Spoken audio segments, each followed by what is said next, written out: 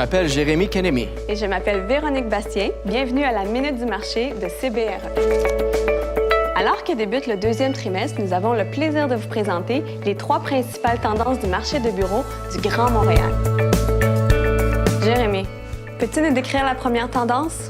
Dans le quartier central des affaires, les loyers augmentent graduellement, alors que les incitatifs sont moins généreux, soit un déclin de 20 points de base comparé à pareille date l'an dernier et 50 points de base depuis le dernier trimestre. Les bureaux de catégorie A et AAA restent très en demande, surtout les grands blocs d'espace contigus. Ce n'est pas surprenant. Avec la croissance continue de l'économie, les indicateurs du marché du Grand Montréal restent solides. Est-ce que les locataires devraient s'inquiéter du resserrement de l'offre? En raison de l'optimisme de la plupart des propriétaires, les négociations sont devenues plus ardues pour les locataires.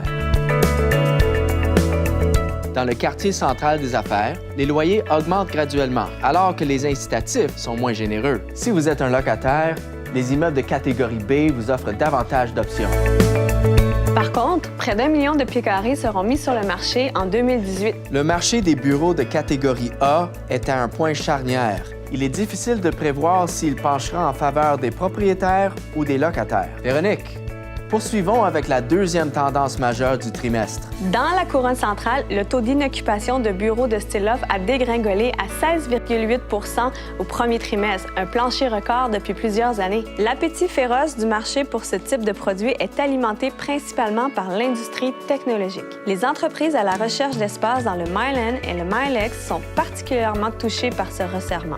Les promoteurs envisagent de nouveaux projets de bureaux de style loft dans ce quartier, totalisant jusqu'à 420 000 pieds carrés. Cela représente 68,4 % de tous les nouveaux projets de ce genre dans la couronne centrale. Bon, quelle est notre dernière tendance? La banlieue offre beaucoup plus de choix et un meilleur pouvoir de négociation.